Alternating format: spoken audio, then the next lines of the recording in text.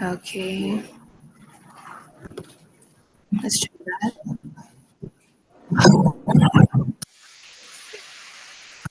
Take it again.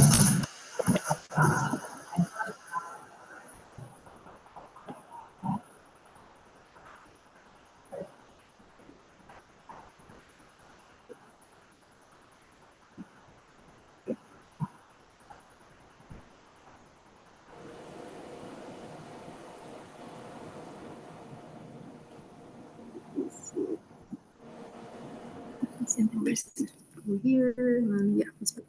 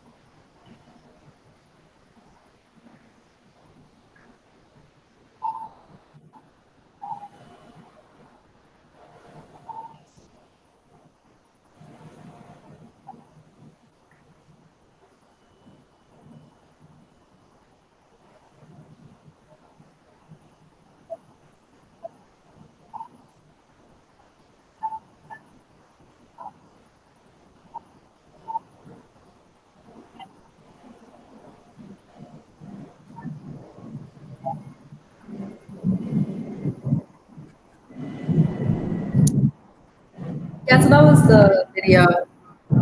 Yeah, it was 3 myths that most people might have, so it was debunking it.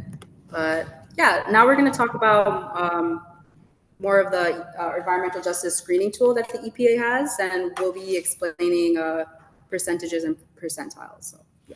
Yes, so the reason why we need to know the difference between percentages and percentiles is because the research data tools we use percentiles, and some people usually mix up percentages and percentiles.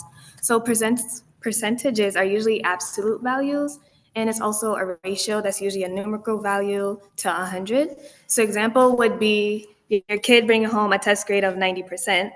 The ratio would be out of 100 questions, he got 90 correct. Compared to percentiles, it's a value that is compared to other values in a data set. So an example would be your son, instead saying that he brought home a test grade in the 90th percentile. That would mean of the values of the other kids' tests, he scored higher than 90% of the other children. Okay. So EPA's environmental justice screening tool, it's called EJ Screen. And it's a free web-based tool that allows you to see where exactly environmental hazards are located in relation to your community. It can be used on your iPhone or computer. It can be used by anyone. And you can see other things like demographic factors, like how race, income, and education levels are related to specific environmental hazards. So we're going to be exploring this website right now. And yeah, you guys can tell us your zip codes if you guys want, if you want to explore your own neighborhoods, but yeah. So you just go to this website, press on Explore EPA's Environmental Justice Screening and Mapping Tool. And we have different indexes for environmental justice. We have particulate matter, ozone, diesel particulate matter, air toxics, cancer risk. We're gonna press on particulate matter. And if you want, you could tell us a zip code, or I could enter one. 11413. 13, okay.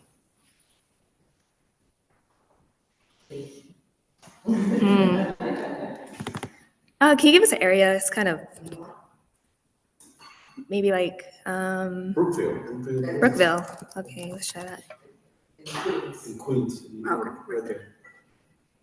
There. Oh.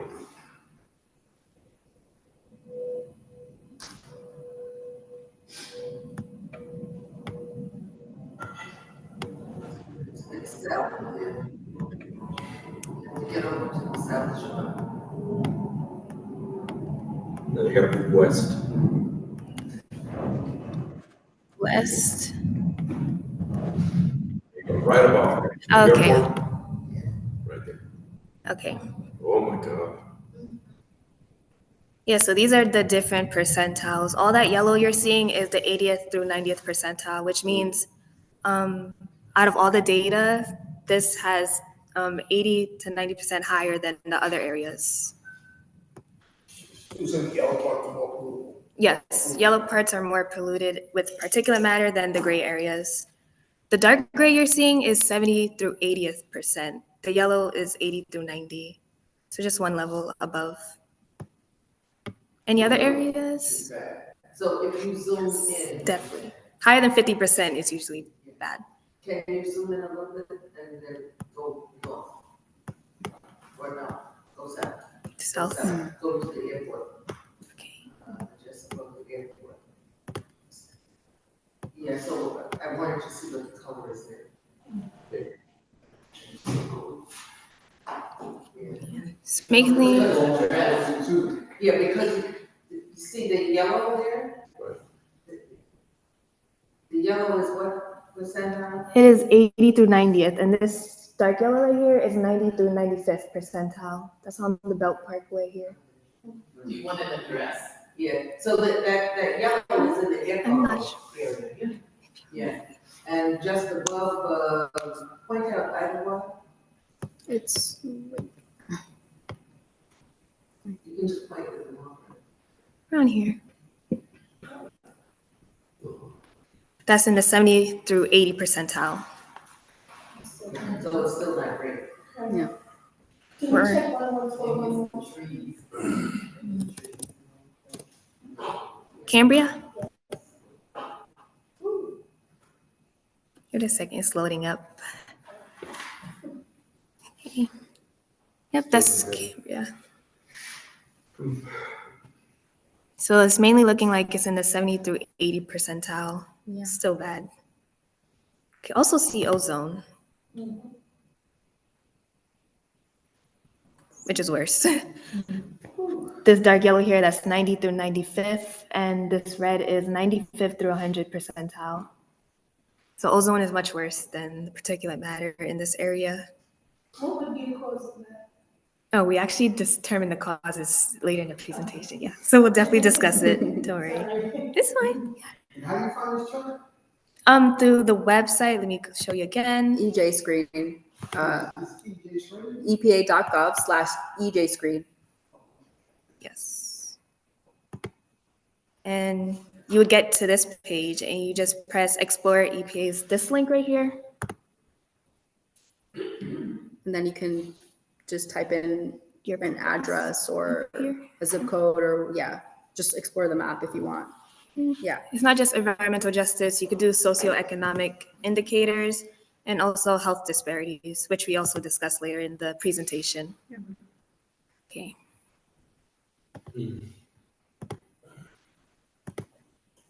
And this is do the entire state, correct? Yes. Yeah, state. In fact, that screening tool is for the whole country. You can zone in on any part of the country that you want.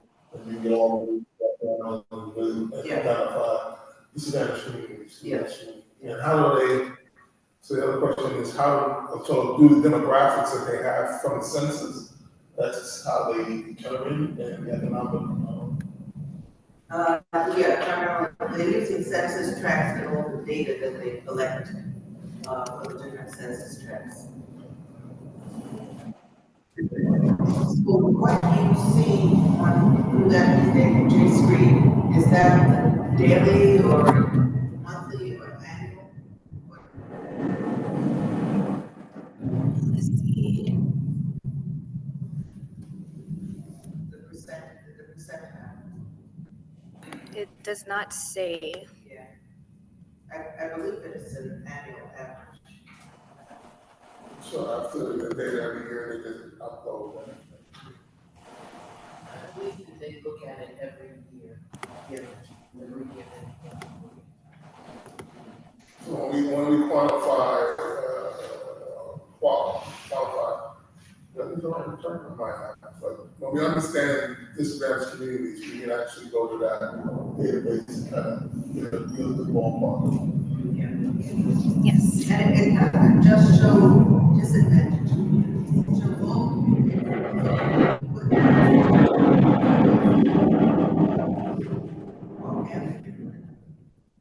That's, yeah, that's not a EJ community, but you'll be able to see the data for that. You're collecting this criteria for pollutants, right? Yeah, that screening tool is collecting for all. No, for us, independent of the government. We're not collecting for all of them, Okay. okay, because we don't have the capacity to I see your collect. point. Yeah. It's, all you do is noise and the certain particles. Yeah, for the air pollutants that we collect for, anything more about it, but it's ozone, it's PM 2.5, PM 10, Right, and right. NO2. Okay, thanks. All right, so moving on, why should we be concerned? Does anyone know why we should be concerned living in neighborhoods with excessive amounts of air pollution? Well, the obvious is money. You can sell your property. Yeah, It's the property of your values going down the toilet yeah, with other problems. yeah. Along with this health impacts, right? Yeah, the health impacts, yeah. Money, yeah. Sure. We gotta live somewhere. But Yeah. we unfortunately live in places where Right. the health impacts are not so nice. Yeah, so you're right. Very, very negative health effects. Excessive exposure to air pollution on a long-term scale can result in reduced lung development, preterm birth and low birth weights, pre hypertension, increased risk of heart and cardiovascular disease. So there's a number of negative health effects that comes with like inhaling PM 2.5 and PM 10 on a daily basis. So yeah. And these are the effects of pollution on senior citizens. So I'll just point them out because it might not be too visible, but so I'm just gonna go to, from the brain to the bottom. So air pollution affects the cognition skills of senior citizens. Air pollution may lead to strokes among senior citizens. The ultrafine air pollutants that cause stroke are found in samples of brain and central nervous system tissue. So now I'm gonna go down here. Air pollution aggravates existing heart problems. Exposure to air pollution makes asthma worse. Exposure to air pollution increases the risk of getting lung cancer. Air pollution is directly related to heart diseases, strokes, and may also lead to furring of the arteries, also known as atherosclerosis. The ultrafine particles easily get into the blood and is passed into the other body organs. Ultrafine particles have been found in reproductive organs. I'm done. All right, come on. Oh, man. That man walking. Next, we're going to discuss what is a socioeconomic status. So it's a status given to a person based on three main factors. The first factor is income. This is a person's salary, how much they're bringing in. Next is the education. This mostly has to do with your education level. So whether if you went to high school, whether you went to college, etc. Next is occupation, the industry you work in, or what you do day to day. So the reason why socioeconomic status is important to understanding health risk is because our socioeconomic status can exacerbate our health risk. So an example of this is obesity. So particulate matter has an effect on obesity. Obesity is described as being overweight. And as we can see to this health survey from the Department of Health, between 2011 and 2013, Jamaica and Hollis has a 27% obesity rate. Stuyvesant Town and Turtle Bay has 8%, Queens has 21%, and New York City has 24%. So based on a study done by researchers, they proved that there are more pollutants in more deprived areas, or other than saying deprived areas, you could say disadvantaged areas. They saw an increase on nitrogen dioxide and particulate matter, and that correlated to a 3% increase in obesity. So they directly proved that it exacerbated any type of health risk you have, especially obesity, and furthermore, especially your preterm births. So preterm births of particulate matter has an effect on preterm births. First, I'm gonna discuss the statistics. Of the percent of all live births, Jamaica and Hollis has 11%, Midtown has 5.7%, Queens has 8.4%, New York City has 9%. And a study was also done from the New York City Bureau of Vital Statistics in 2019, and Jamaica and Hollis had 12.4%, and Queens had 9.1%, compared to New York City, which had 9.2%. So as we can see with previous obesity and both preterm births, Jamaica and Hollis has been the highest percentage of all. The reason why particulate matter affects preterm births is because of your inhaling particulate matter. So first, I'm gonna define preterm births, which is a birth that occurs before the 37th week of pregnancy. And as you inhale the particulate matter, it gets lodged into your lungs. Not only does it affect the lungs and respiratory system, it also affects your circulatory system. So the particulate matter enters your blood and makes your blood toxic. And as it makes your blood toxic, it's also being shared with the placenta. The placenta is an organ that gives nutrients to your baby. So as toxic blood is moving through you to your placenta, is making your placenta much, much weaker. And as it makes it weaker, it increases the risk for your baby's health risk.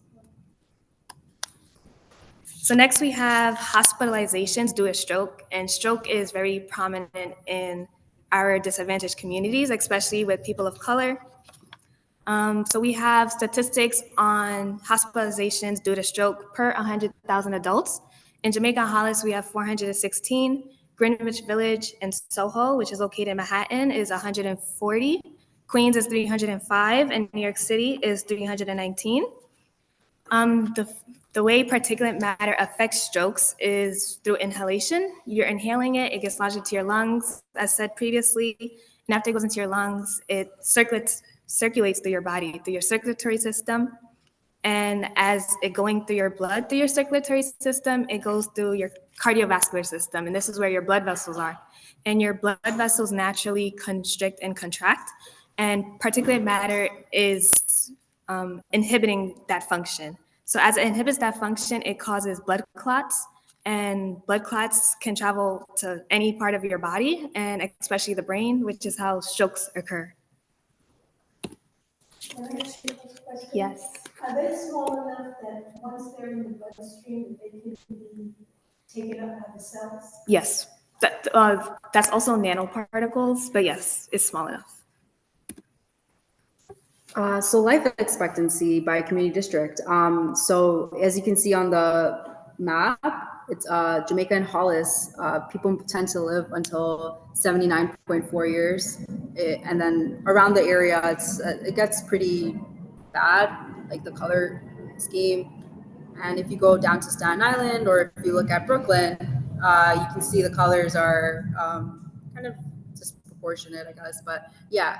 And then as you can see over here on the Air Quality Life Index, the average life expectancy loss per person, particulate matter is actually the top. It makes people lose 1.8 years from their lives compared to, smoking or tuberculosis. It's pretty high particulate matter. So yeah.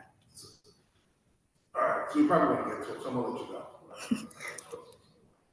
And asthma. So evidence suggests air pollutants suppress genes that regulate the immune system's ability to differentiate an allergen from a dangerous foreign substance. So child asthma. Child asthma hospitalizations per 10,000 children ages 5 to 14.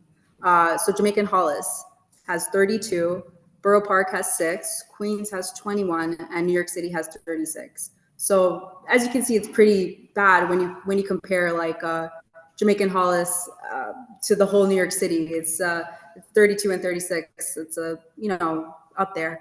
And adult hospitalizations for asthma.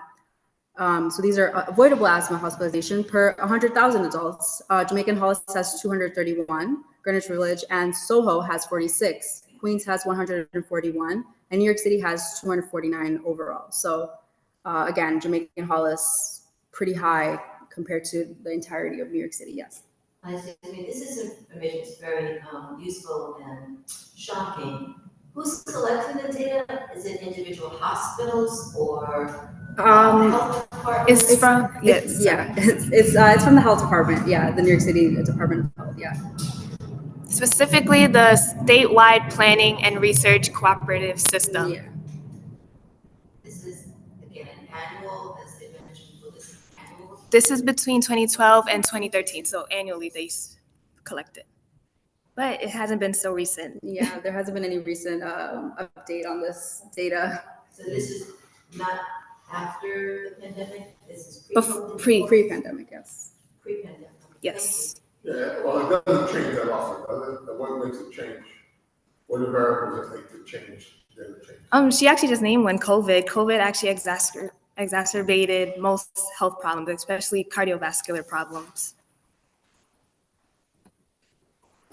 And diabetes. So diabetes prevalence increases with increasing PM2.5 concentration. So the more you're exposed to PM2.5, the more you are likely to have diabetes or have a worsened diabetes. So diabetes percent of adults. Jamaica and Hollis is 12%, Stuyvesant Town and Turtle Bay 3%, Queens is 10%, New York City is 10%. So, and this data is from the New York City Department of Health and Mental Health Communities Health Survey from 2011 and 2013. So this was the most recent data available that we could find. Yeah. So next we have the impact of noise pollution on psychological health. This was asked from one of our attendees. So this, the WHO, or the World Health Organization, states that 1 million lives are gone just to noise pollution alone. And just to define noise pollution, is unwanted noise in your environment. So noise pollution overall just affects mental health. As you can see, like it's hard to sleep when noise are flying over. That increases your irritability, and it also decreases your cognitive function. So your brain, fun fact is that your brain filters noise to concentrate. So if you're exposed to noise all the time, when is your brain supposed to concentrate? It also delays childhood learning abilities. So this is the end of our EPA environmental justice screening tool and data section. If you guys have any questions for this section, yeah. I'm just wondering, the government is collecting all of this wonderful data. What are they doing? Good question. I mean, it's a problem, but how are we trying to address it? Yeah. That's exactly why we collect the research, so that we are able to bring this to policymakers and let them know this is the problem. Yeah. And why we need it to be fixed. Yes. Yeah. We need a copy of that presentation? Yeah, we Of can give you a course. copy. Yeah. Email? Yeah. Yeah. How do you find the address? Yes. That's no problem. Any other? Yeah. What the factors that, what things are making, how's PM 2.5 in particular now getting to our neighborhoods? What are those things that cause PM 2.5? Is it the cars, or the peaker plants, or what are those things that we can actually reduce to reduce the amount of PM 2.5 in particular matter? So PM 2.5 and PM10 and ultrafine particulate matter comes from like heavy traffic areas and also planes that fly very close, factories, and yeah, just a bunch of things. But what are things to be done? Honestly, they're still working on it, but wearing masks. Most people say to like close your windows at home, but I know that's like not doable, but there's nothing really to be done like permanently. So yeah. Environmentally, I know that the MTA buses, they try to convince people to get out of their cars and get into the buses, which is not a lot of people are doing, but it's one way to help with vehicle emissions. Yeah, I mean, that's one of the reasons why they're pushing electric cars, electric buses, et cetera. They also, when they talk about, what is it, they're going to charge more to drive in Manhattan. Right. They want to Yeah. discourage people from congestion pricing. And the purpose of that is to try to help reduce some of the carbon footprint in Manhattan. With airplanes, we know that airplanes, when you look on the DEC, well, the DEC's website, but also EPA, they tell you the PM 2.5, et cetera.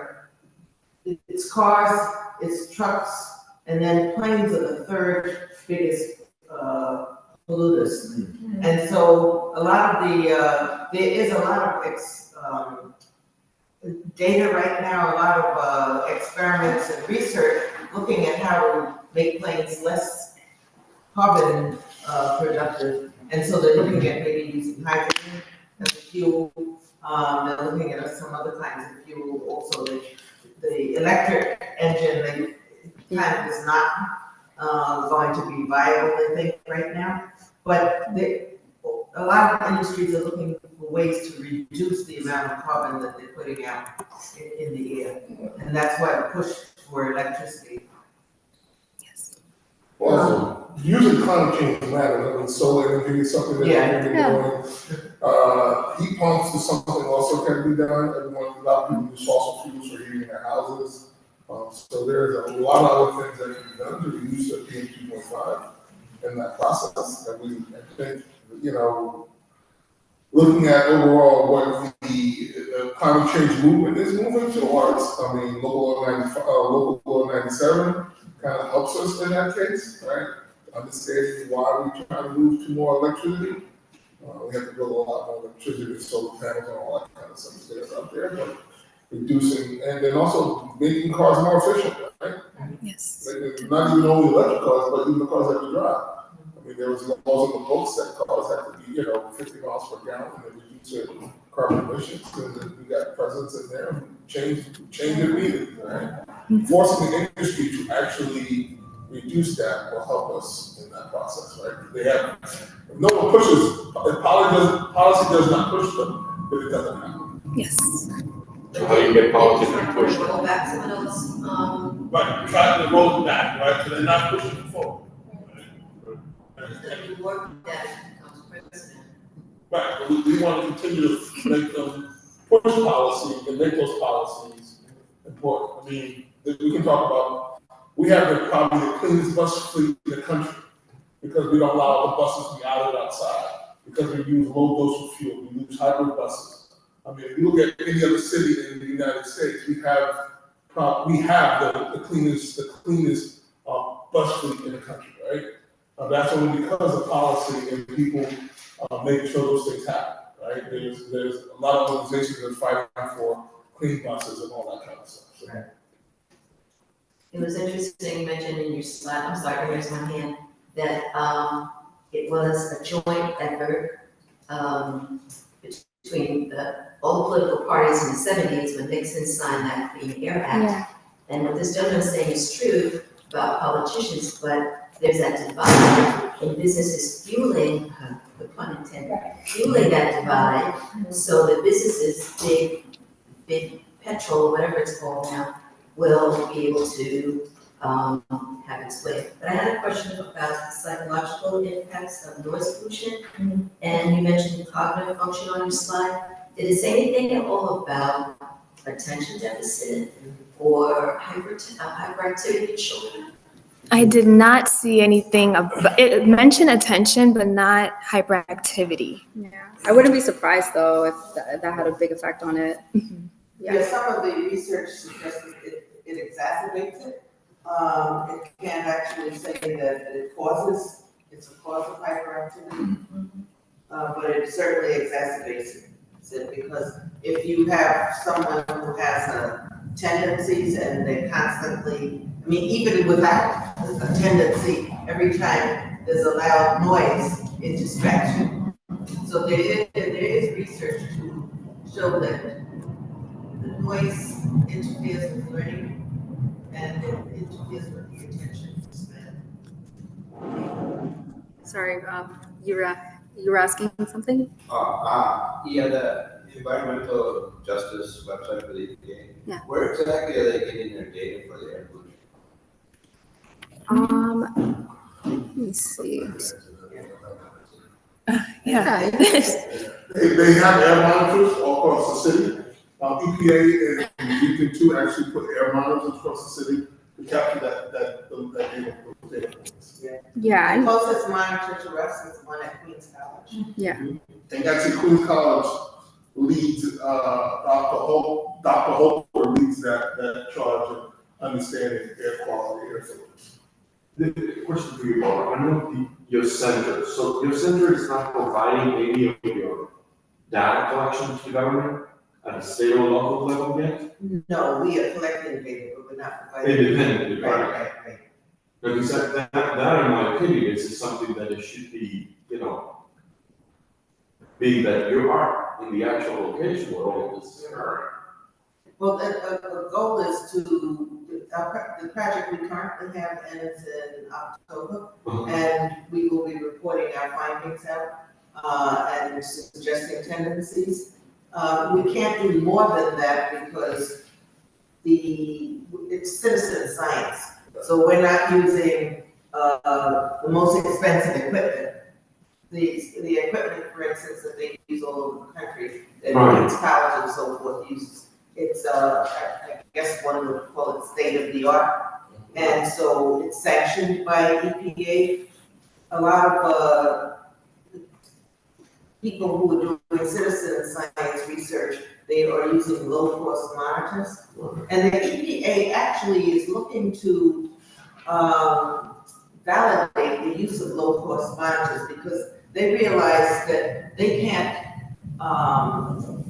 collect as much data as would be desirable because they're limited right now to how many different places they can put monitors. So they want to know what people are finding locally.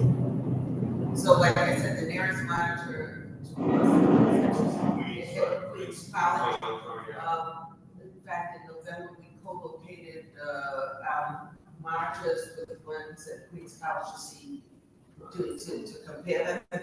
And so that we can see whether, the data that's being collected, the degree of validity of the data would. No, I do understand that regimen, because Yeah. yes, obviously, you're an independent entity, and then the government comes in with whatever criteria they judge to be the criteria to which we're gonna make all of this analysis, and so that we can validate whether your research actually merits attention, depending on what kind of, work you're using. Right. But I'm sure you could be open to receiving this great institution, by the way. But if it's moving in the correct direction, I imagine that you'll be getting access to those grants so that you do get that Well, equipment. we hope from your mouth, God, yes. But yeah, the EPA does have monitors all over the country. Right. And, I know that there's one in Bayonne, there's one in, Because that would be the goal. Yeah. And you're gonna hear a little bit about what the state is doing in exploring the climate. Yeah, so this is our next section, exploring Aclima. So before moving to the next slide, how many of you guys have heard of Aclima? Or yeah, okay. Do you want to say what you know about it, or? Sure. So, what my understanding is that the state has an air pollution study, and basically they have these cars, and they drive around certain parts of New York State, including Queens, the borough of Queens, and basically just monitor the air as they're driving through. And so I think the idea is that they're going to be getting data that's not just this annual average data, but that's like these spurts of, what could be happening, like with a truck idling on a walk, or, if a bunch of planes are flying over. So they think that's the idea. Yeah. So pretty much like that. It's an environmental intelligence software for the people in the environment. It measures hyperlocal air pollution and greenhouse gas levels over a measurement period of about 1 year. So this is a kind of informative, very short video of like introducing Aclima to you guys. So you can play it.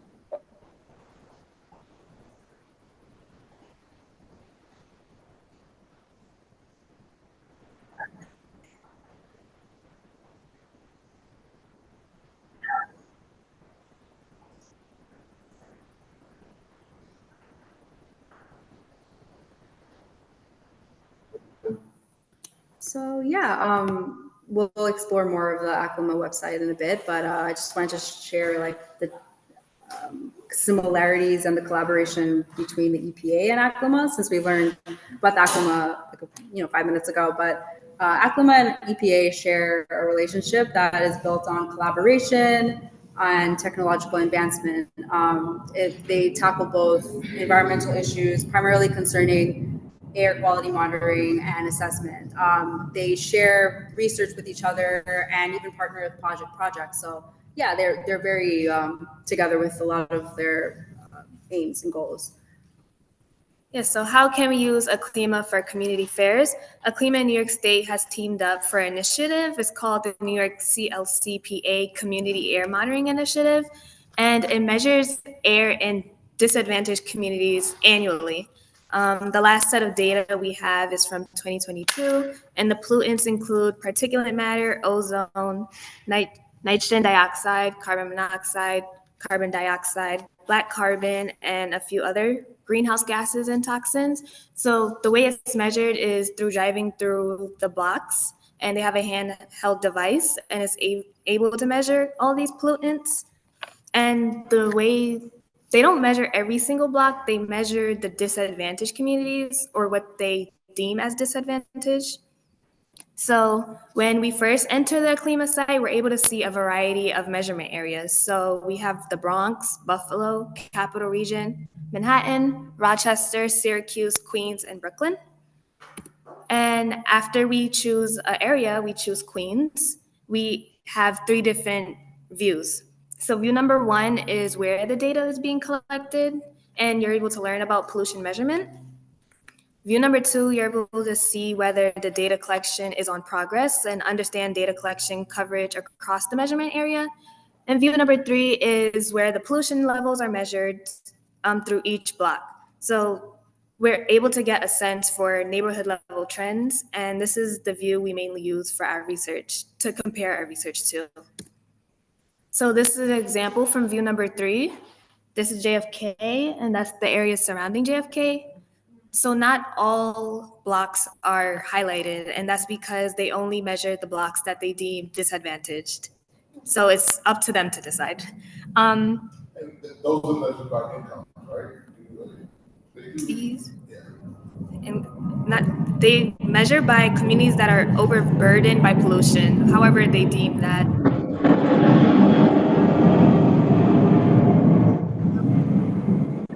We have a bar down here, and these are the percentiles. The orange percentile is 80th through 95th percentile, and that's PM 2.5 range of 4.8 to 6.2. Then we have next up, which is 60th through 80th percentile, and that's a PM range of 4 to 4.8. Next, we have our median, which is the 50th percentile, and that's 3.8. Median is when you arrange the numbers and the data values in numerical order, and you pick the middle value, so that's 3.8. Then we have our 40th through 60th percentile, which is PM values 3.5 to 4. And we have 20th to 40th percentile, which is 3.1 to 3.5. And our last percentile, which is 5th to 20th percentile, which is 2.5 to 3.1. So as we can see, the orange is most heavily polluted, and as it goes more blue, it's less polluted. So we're able to see that view from a CLIMA. It's also, sorry if you can go back, but it's also interesting, like they cover the neighborhoods that they deem as disadvantaged, but like they deem this neighborhood and this neighborhood, but then this neighborhood isn't covered. They don't cover any of these neighborhoods at all. So it's what criteria are they really using? But yeah. What neighborhood is south of JFK? What is that? Where they have where all the databases is? You said south of JFK? Well, basically, I'm sorry. Just north of JFK, that blank space in there, that's the Brookville area?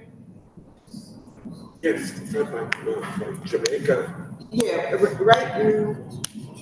right in here is Brookville. It's just on the other side. It's just when you go out in your car. Up here, well, you see the neighborhoods are labeled. So Laurelton, Springfield Gardens, Rochdale Village, Cambria Heights, none of this is considered to be disadvantaged. And so none of this area was studied through CLIMA. The CLIMA, they have been in Jamaica, the Ozone Park, some parts of South Ozone Park, I should say. And so, yeah, these areas that are here are the areas that are on the state disadvantaged community map. It's not like more buildings up there versus houses? The ratio of more buildings versus houses? Or is it the flight patterns? I'm sorry, but is it the flight patterns that the airplanes fly? No, they did not consider airplanes at all. When I attended a session, they said that they were looking at mobile sources, and when I said, well, airplanes are mobile sources, they didn't have a response for that. they talked about they said the airport was not considered. So you have maybe this little area in here that's near the airport, and this little area here, but where the planes fly over, because these are the runways, they didn't track anything there.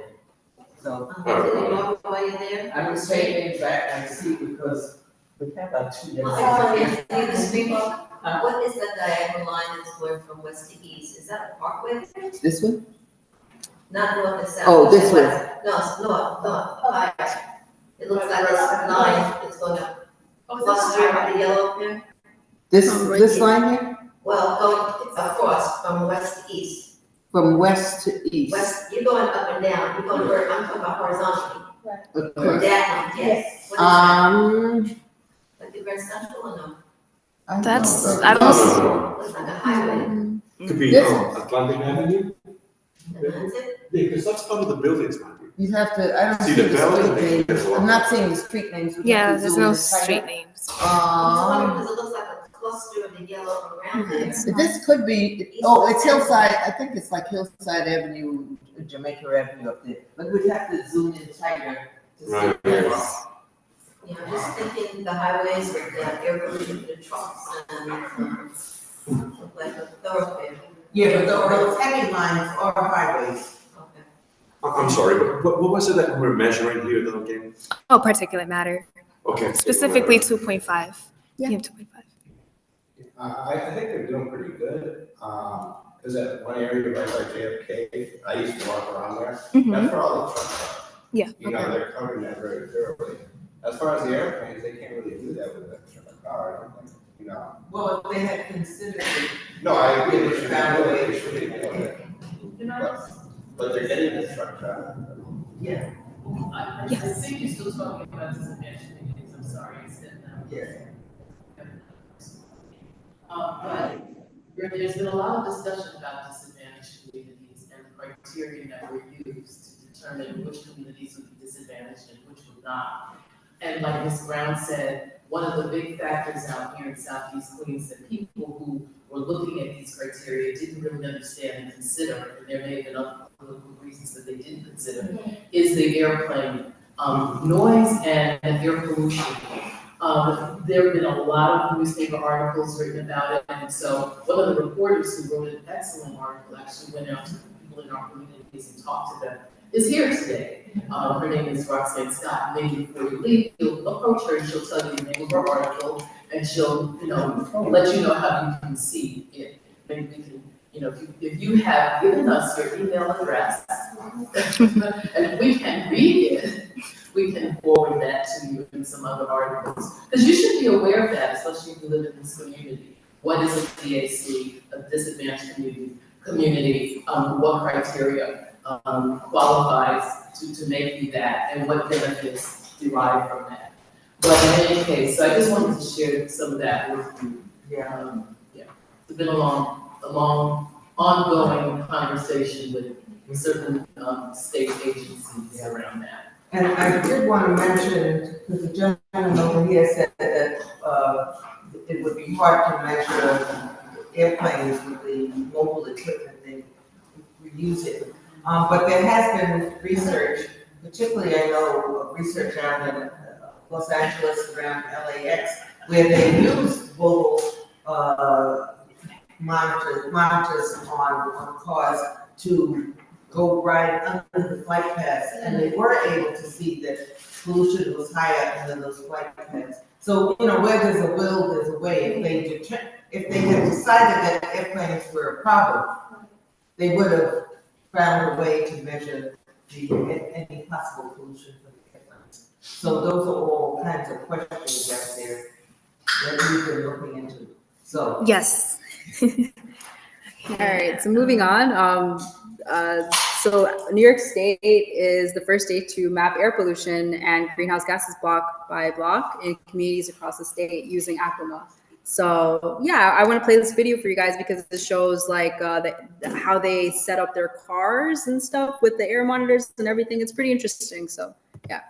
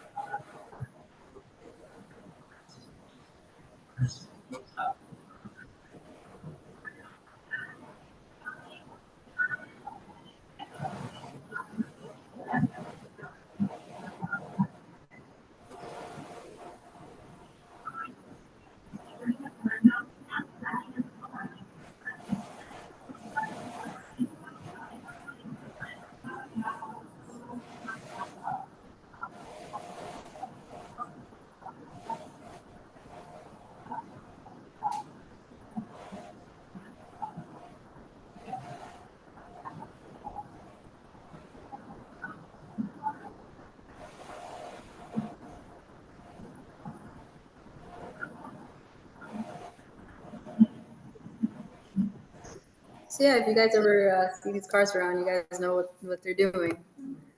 So that's the end of our Aquima section. If you guys have any questions that you guys want to ask before we move on to our next section, yeah. All right. So our research and findings and updates. So yeah. Yes. So it's just an overview about our research.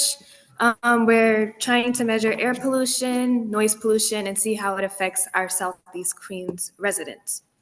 And we're using two devices, the AirQual, which measures pollutants such as PM2.5, PM10, carbon dioxide, nitrogen dioxide, and we have our Noisy, which measures decibels. So these are our devices. We have around 21 Noisies. This is what the Noisy looks like. It's a tablet, just with a cable, a sensor device, power supply. We also have older versions that don't really look like this. And then we have the AirQual. It's right out there, actually. We have one in our center. So if you ever want to peek out, you guys can take a look at it. But yeah, this is what they look like. So where are the AirQuals located? So we have 3 units only for our AirQuals, but they are here. We have one in the center, right up there. We have one right here, just below Belt Parkway, Laurelton, and then we have one up here in Montefiore Cemetery. So it's pretty dispersed. And these are our 21 Noisies. We have pretty much like all over Southeast Queens, all over. So some at Rockaway Beach. We have one like all around, very close to JFK Airport. One is in Auburn. Yeah, we have a bunch like deployed around Southeast Queens. So we receive a lot of different noise level readings from very different parts of the neighborhood. So yeah, it's very interesting. Next. Oh, yes. Are those real time? Yeah. Yeah. Real time, so you like to sit there and watch. Yeah. Yeah. Yep. Next, we have what is PPB and ppm. So these are acronyms for ppm, which is parts per million, and we have ppb, which is parts per billion. So these 2 units are usually used in chemistry to measure concentration, but in terms of our aviation research, we're using it to measure nitrogen dioxide and ozone. So these measure in really small quantities. Some examples of ppm is 1 second in just under 2 weeks. ppb, which is much smaller, is 1 second in 32 years. So this was an example of how the units work. Next, we're going to talk about the pollutants that the AirQual measures. So first we have NO2, also known as nitrogen dioxide. It's made of 1 nitrogen atom and 2 oxygen atoms, and it's measured in ppb, or parts per billion. The sources of NO2 are burning coal, oil, methane, fossil fuels, industrial facilities. The impacts that NO2 has on our Earth is that it injures vegetation, and it also decreases our visibility. So if you ever see haze, nitrogen dioxide is a contributor to that. And for one health problem is that it intensifies your allergen response. So if you're already allergic to something, it makes it worse when nitrogen dioxide is polluting you. Next, that air quality measures is ozone. Ozone is 3 oxygen molecules bonded together, and it's measured in ppm, which is parts per million. So there's 2 different types of ozone. There's stratospheric ozone, that's our good ozone. It shields us from harmful ultraviolet rays, and it's a protective layer from us. It shields us from the rays from the sun. However, we have our bad ozone, which is tropospheric ozone, and it's a pollutant formed by man-made chemical emissions. So we have a picture here of how ozone is formed. It needs sunlight. It thrives in heat and sunlight. Also with nitrogen oxides and volatile organic compounds, and it makes ozone. This is a picture of ozone and how the volatile organic compounds contribute to it. So emissions from industrial facilities and electric utilities, motor vehicle exhaust, gasoline vapors, chemical solvents are some major sources of nitrogen oxides and volatile organic compounds. So next we have what is micrograms per cubic meter. This is also a unit of measure, and this is a unit that is used for PM2.5 and PM10. So micrograms is a unit of mass equal to 1/1,000,000th of a gram. If you don't know grams, it's used to measure mass. If you go to the supermarket, well, probably not here, we use pounds, but overseas they use grams. It measures mass, how heavy something is. So a cubic meter is a unit of volume that you use to measure something that is 3-dimensional. So volume is right here, this is a cubic meter. This is the micrograms. This U right here stands for micro. This is grams. This is the cubic meter.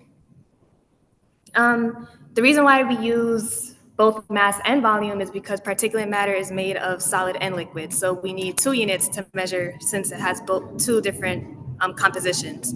And it's also a density ratio between mass and volume.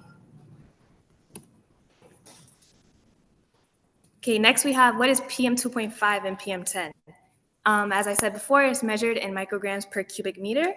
Particulate matter is what PM stands for, and it can also be called particle pollution. So it's a mixture of solid particles and liquid droplets that is found in the air. It's inhalable, and they're differentiated through their microns. So PM10 is less than 10 microns, PM2.5 is less than 2.5 microns. So as we can see in the picture, we see a difference in sizes. Our biggest here is beach sand, which is 90 microns in diameter. Next up is human hair, which is 50 through 70 microns. And we have PM2.5 here, which is the blue balls here.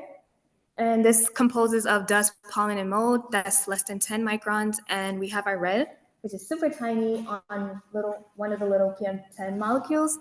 And this is combustion particles, organic compounds, and metals. And this is less than 10 microns. So the WHO versus the EPA. So WHO stands for World Health Organization, and we learned about the EPA. Both organizations have set regulations and guidelines for air quality, but the WHO more specifically covers globally, while EPA covers more like the United States. They have very big differences in the safety limit averages. So we can take a look at it in the next slide. So WHO, they have for NO2, the annual average is 10 micrograms per cubic meter, while for EPA, it's 0.053 parts per million as the average annual limit. They have very different units that they go by. So and then the PM2.5 WHO average annual for it's 5 micrograms per cubic meter, while the EPA, it's the annual average is 9.0 to 10.0 micrograms per cubic meter. So their measurements are pretty different. Their safety limits are very different. We're not too sure why, but the WHO is more lower than the EPA limits. So we follow for our research, we follow the EPA's guidelines rather than the WHO's. So So next we have what is noise pollution? Noise pollution is harmful or annoying levels of noise as from airplanes and industries. There's two different criteria for noise pollution. There's environmental noise, which occurs from the environment. This includes thunderstorms or the mating calls of animals. Next, we have man-made noise, which is a major contributor to noise pollution. And this is from man-made activities such as vehicular traffic, construction work, household planes, etc. And the World Health Organization defines noise above 65 decibels as noise pollution.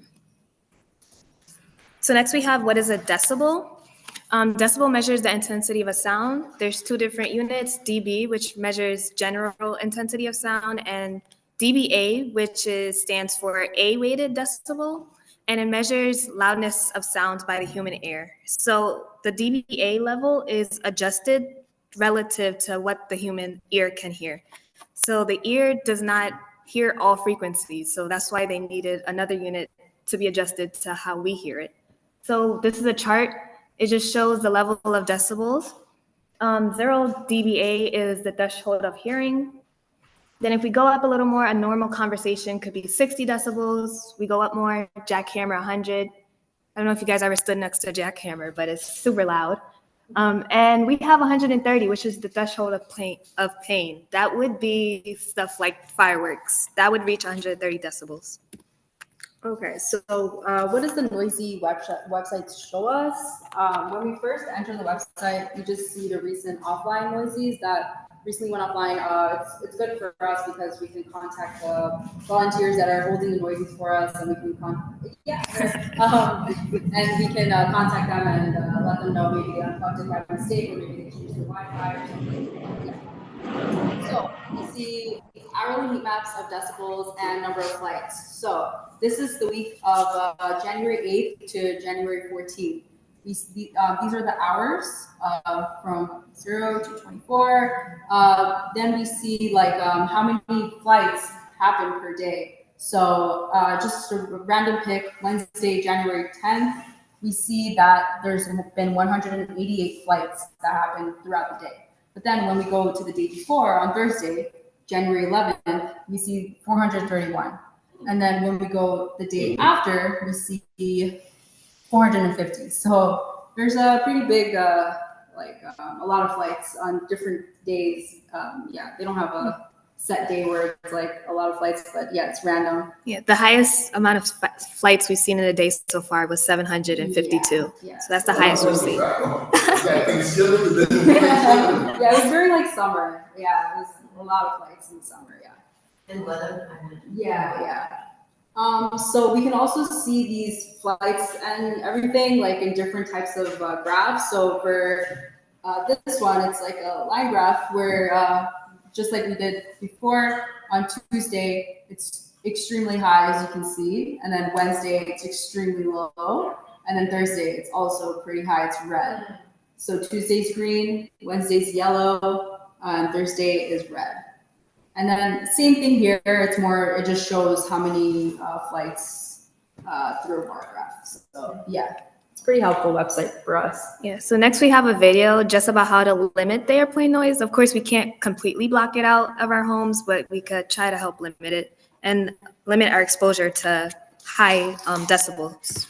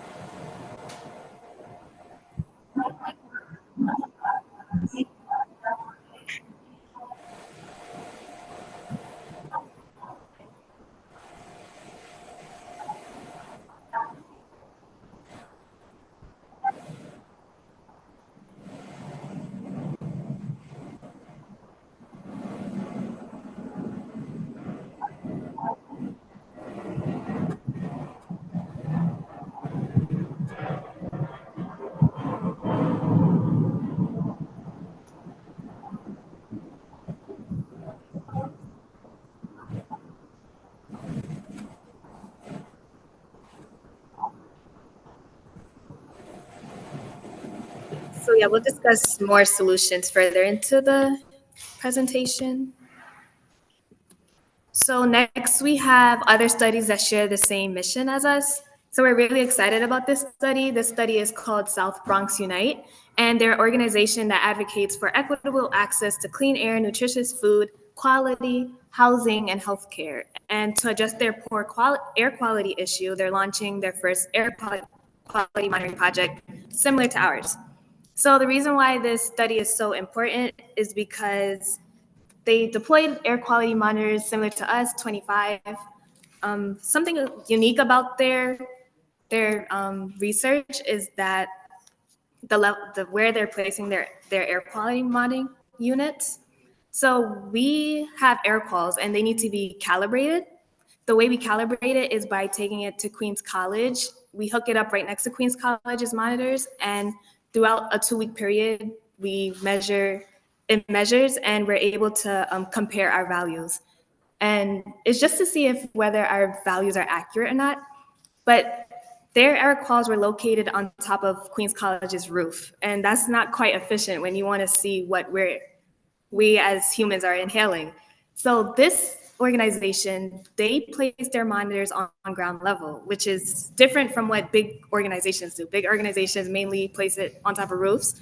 They decided to place it on ground level, which is really helpful in understanding how much pollutants we're actually inhaling compared to measuring air quality from roofs. So that was one unique thing about them.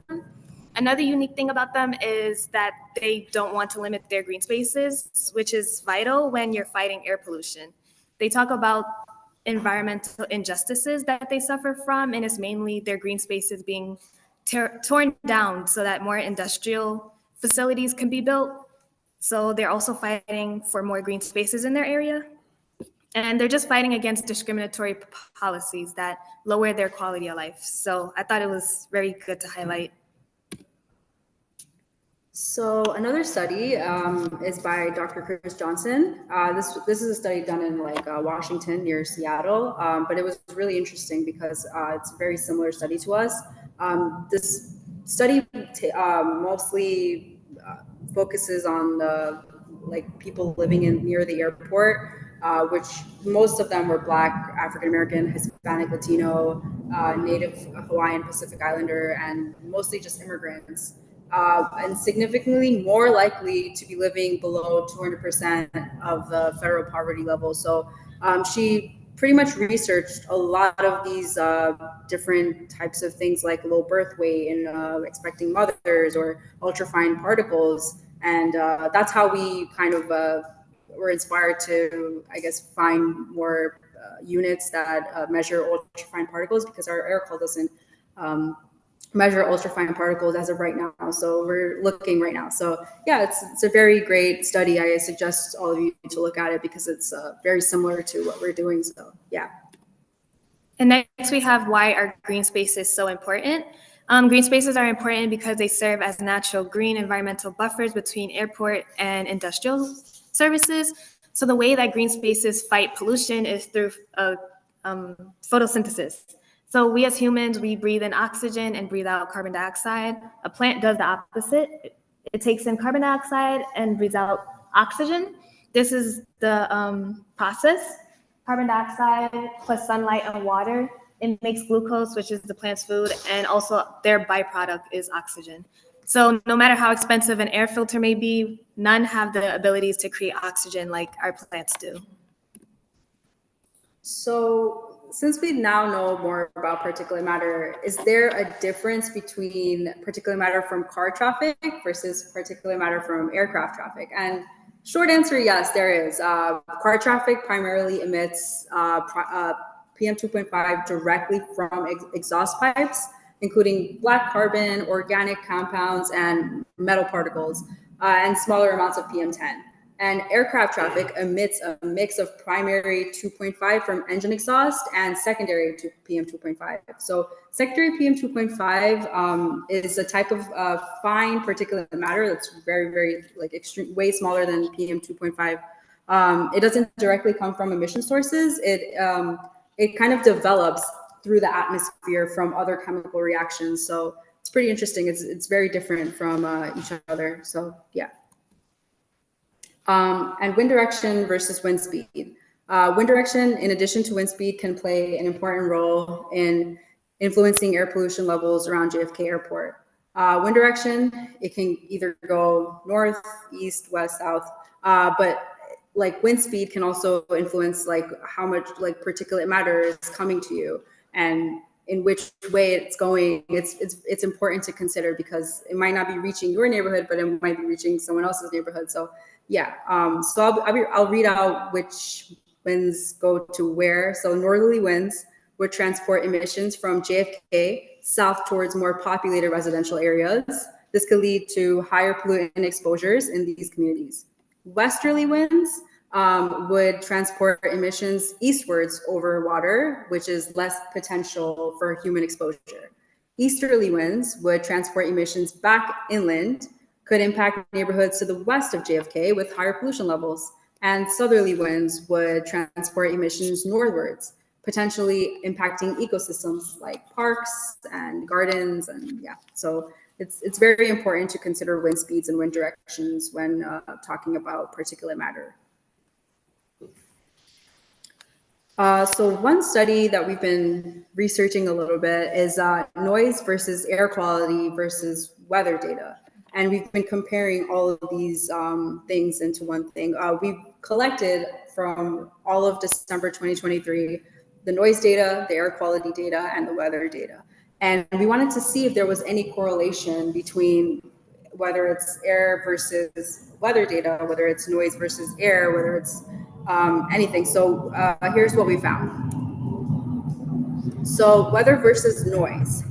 So there was a moderate positive correlation between daily wind speeds and the number of noise events.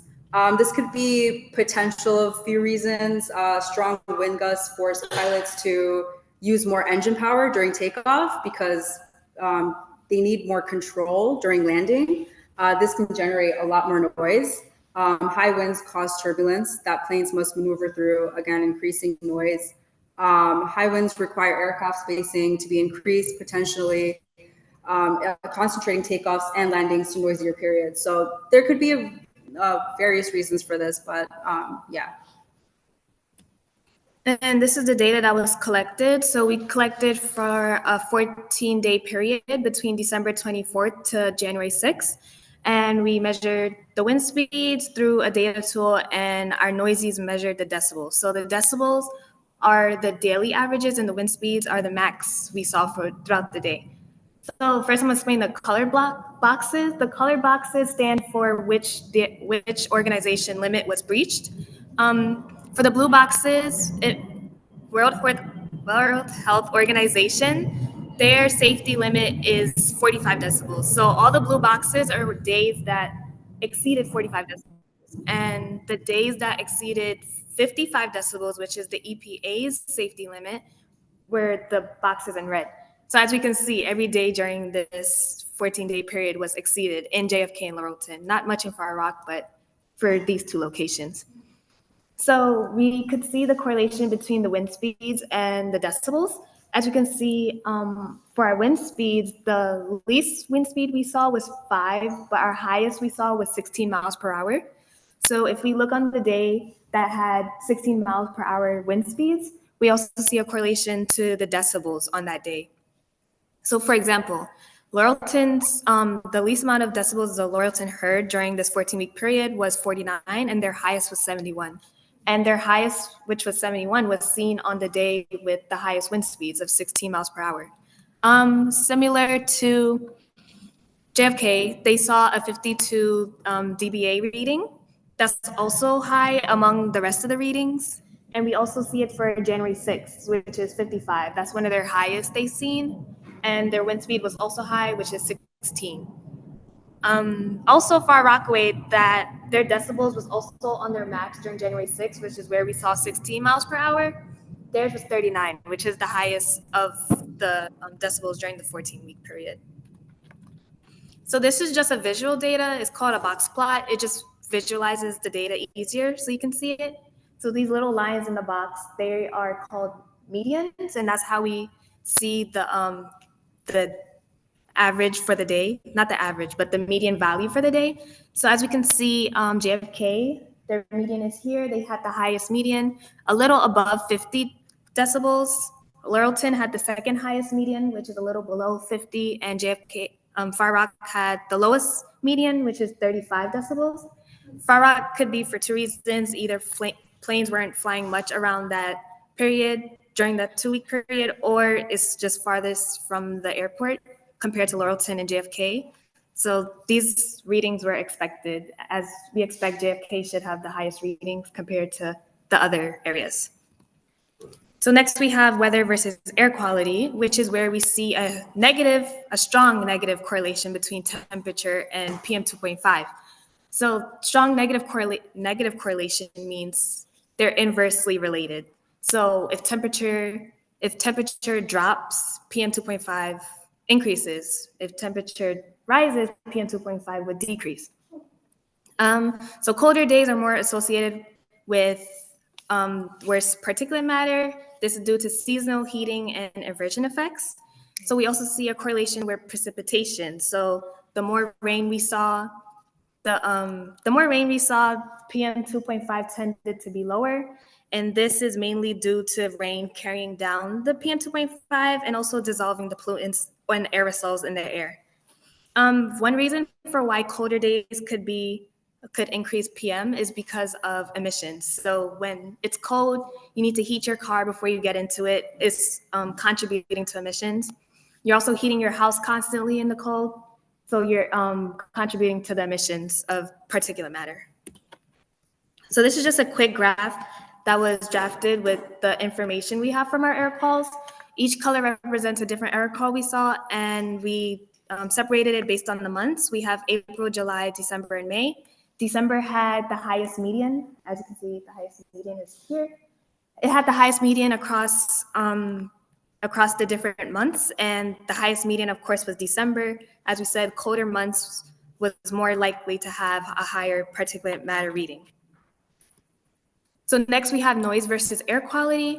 Noise versus air quality wasn't as strong as meteorology. So meteorology is more of a predictor of PM 2.5 compared to noise. However, noise does have a small indirect link. So this is a graph based on PM 2.5 and noise. So noise is these red boxes here.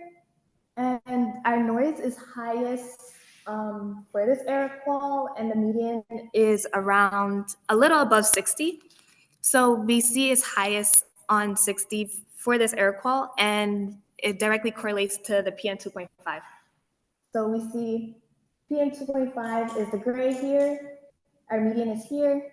It's a little in the middle between 10 and 20, so I'd say about 15 compared to the other days that didn't have as much noise, which is a little lower than 10. So we see it's not a strong correlation, but it's an indirect, which is a little what we wanted to see.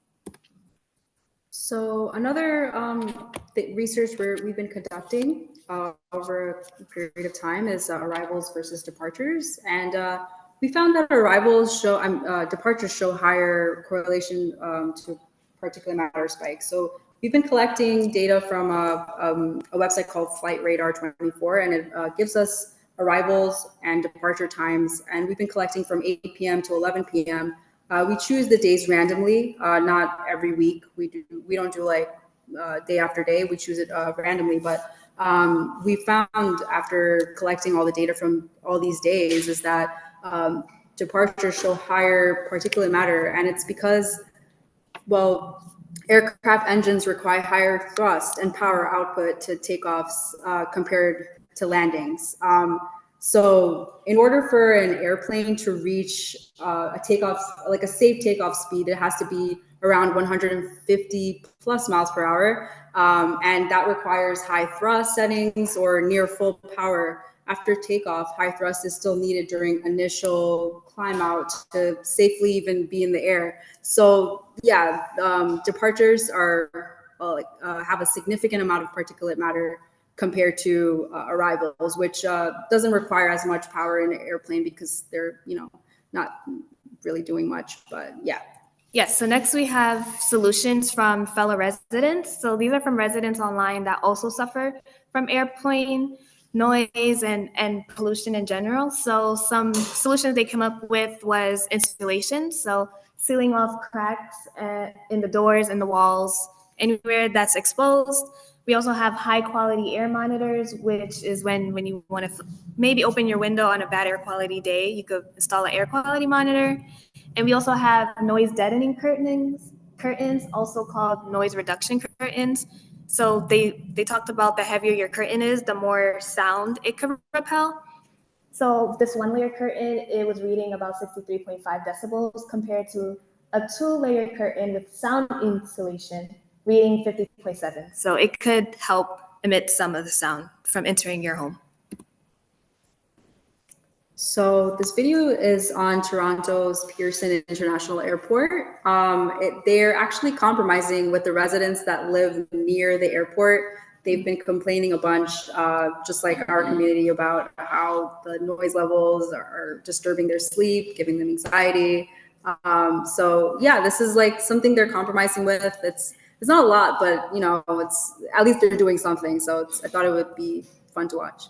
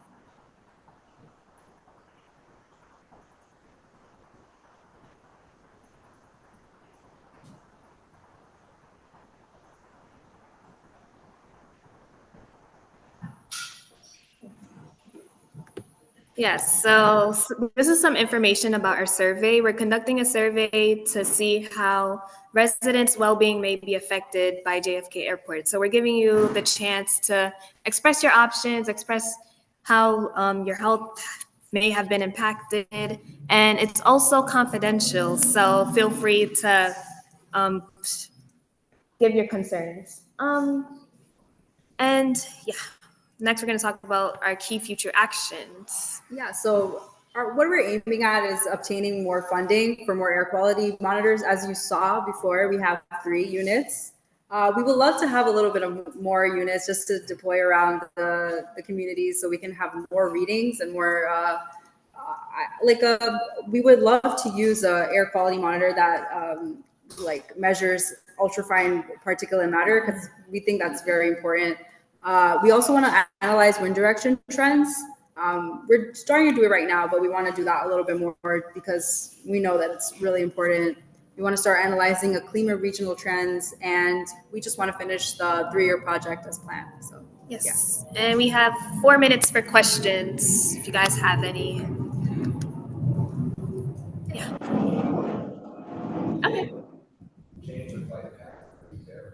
just, I don't remember. No, they haven't changed. Really? The highest percentage of flights are going out of the 422s. And so this is a bad play day, just to say the least. But the north-south runways are used at a higher percentage than the east-west runways. And the Port Authority of the FAA claimed that a lot of it has to do with wind directions. You heard them talking about wind directions, because planes have to fly into the wind, basically. So whether they're landing or taking off, they're flying into the wind. And so at this point, I've asked the FAA and the Port Authority, when they produce monthly reports on runway usage. I've asked them to also include the wind roses so that we can get more of a sense of whether they're telling us the truth or not, quite frankly. But yeah, these north-south runways get the preponderance of flights. And the other thing I did want to mention, because when Lucia and LaShawn showed that slide that showed the flights going this way versus the flights going to the Rockaways, when planes are flying this way, they're not flying over the Rockaways, and vice versa. So if we're looking at a period when the planes were mostly flying this way, you wouldn't see very much data for planes going over the Rockaways. The other thing that impacts our study is that we don't have as many people in the Rockaways as volunteers. In fact, we only have really 2 right now, because somebody returned his noisy. We had 3, and we're trying to get another person to set up a noisy in the Rockaways. So that's we don't want you to go away thinking, well, the Rockaways data is better, because it's not necessarily better. It's the number of devices that we have in different places. Yeah. Yeah, I was going to ask you this, because that's the reason why I came in today. I do recall in the various meetings when they were discussing what you talked about, the usage of this particular runway, the ones that are running north and south versus the ones running east and west. The impact of east and west and the departures and arrivals. I do recall that on the meeting that I attended, I think maybe the one at the terminal number 7 on JFK, but on that day, I do remember that for those operations, they have a particular acronym or name for that operation. And I do recall that one of those individuals at the meeting mentioned that the usage and the name of the operation, departures and arrivals, for 22 left and right and 4 left and right, which is the east and west, the name, that usage is not ideal for them. And that the reasons why they use it sometimes is because this area is either under maintenance or some sort of alteration that is happening. Yeah, I mean, there are a variety of factors. If they're working on a runway, obviously they're not flying planes in and out on that runway.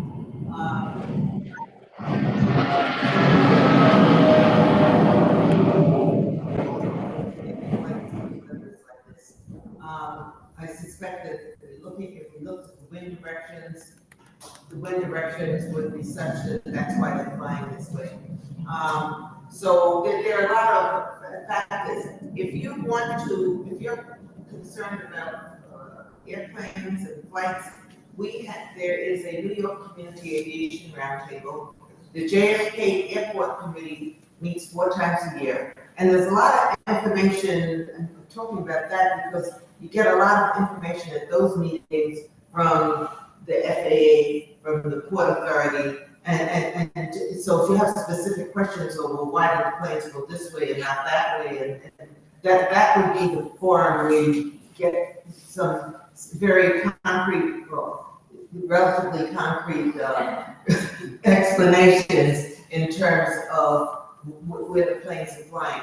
But when they're flying over us, and you hearing that if they're flying over us and, the weather is like this, you probably, well, if it's raining, you may not see as much particulate matter because it's being washed out of the air, so to speak. But, there is some relationship between the wind, between the rain, between the noise, between the air pollution and so forth. And we're striving to find out exactly or close to what are those relationships and what can we do about them. There was some discussion about the height of the monitors at Queens College, and they're not at breathing height. Our monitors, so the local data that we're collecting is at breathing height. Our monitors right out there. It's in the neighborhoods. Our monitors are located at kind of eye level. So we co-located at Queens College really to see whether we had this, when our monitors were side by side with Queens Colleges, whether we were getting the same kind of data. And the calibration for air quality said that the data was very close, so that we can be confident that we're getting good readings. But when they're here in the neighborhood, they are at breathing level, not up in the stratosphere. So the last one, the air quality, it's not working, the one I have at home. So I need, who do I talk You mean the noisy, you'll talk to us, but offline, well, after. Okay. I have a question about, whether the smoke of the Canadian wildfires, whether that had any impact on the air quality study that you were doing in the fall, this early fall this year? Yeah, I mean, it did. It was like the ozone was like around that time, the ozone was pretty high. I didn't see too much of a difference between the particulate matters, but I did see around that time the ozone was higher than usual compared to like regular times. So yeah, it did have a little bit of an effect. Yeah. Thank you. First, Of course. I'm trying to wrap my head around how they measure, how the World Health Organization measures as opposed to EPA. Mm-hmm. Is the World Health Organization standard higher, or is their tolerance higher or lower as compared to the EPA? So from what I've read, the World Health Organization, their tolerance is a little bit higher compared to the United States, because they do the entire, you have to compare all the countries like all together instead of just the United States. So that's what I've read. I'm not sure. Yeah. So I thought, and we can look back at that slide that you had, that the World Health Organization standards are higher, meaning that they tell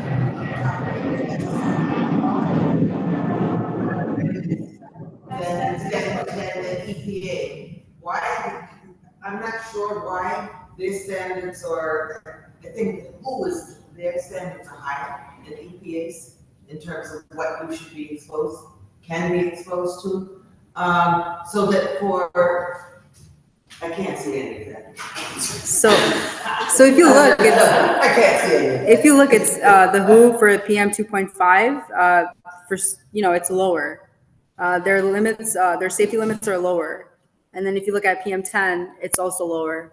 Well, here it says annual. Yeah. For WHO, they're saying that 5 is the threshold beyond which you should consider to be less healthy, versus EPA, which is say 9 to 9 to 10, or in 24 hours, WHO is 15 versus 35. So we may be saying the same thing, but So who is more stringent? yeah. Yeah. Or people friendly? Yeah. Yeah. Yeah. Yes. Yeah. And the question is, why is that? Yeah. And I don't have the answer for that, but there is a question, why is that? The other thing that I know, I had a conversation with people who are doing calibration for our air quality, and they were saying globally, you remember Sean and you two were talking about micrograms per cubic meter versus, pounds, parts per billion and so forth. I was told that in worldwide, they use micrograms per cubic meter for most of the pollutants. Whereas we use parts per billion and parts per billion for what is it, ozone and nitrogen dioxide. Yes. So, and when you use parts per billion, you don't see the huge deviation between points. So it kind of smooths it out. And which kind of makes the deviations and variations seem a little less drastic or seem more benign. And so why would we use parts per million, parts per billion? Why are we kind of smoothing things out here in the United States? And whereas the WHO is, they want you to see those variations. So I don't have the answer to that. I mean, I can speculate.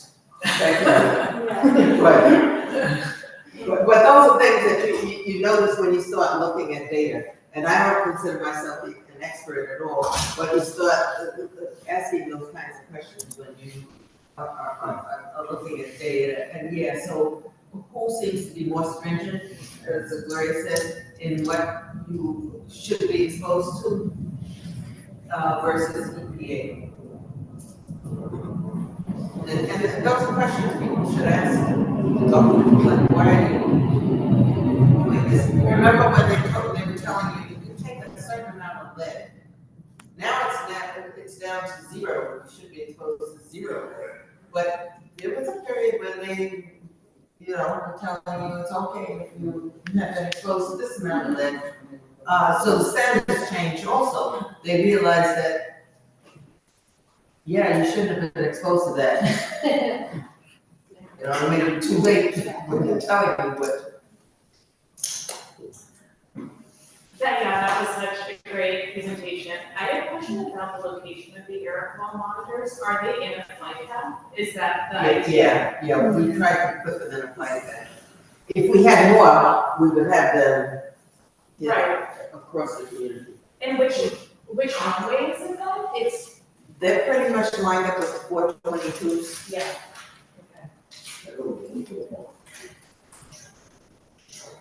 So like we get 4L22R right here, and the next one over is 4R22L.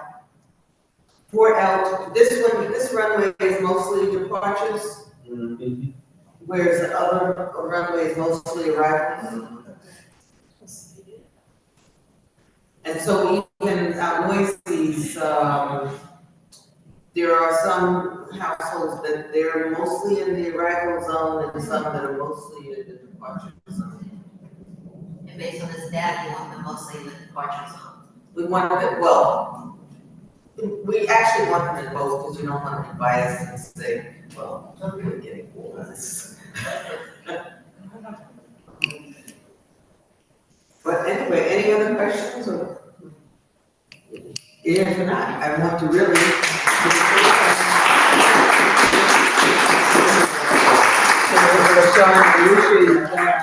Really great job, and they've been just working with us since October. So they are pulling together a great amount of data in a short period of time. If you are interested in having a working session on a cleanup, if you live in an area where you want to actually look at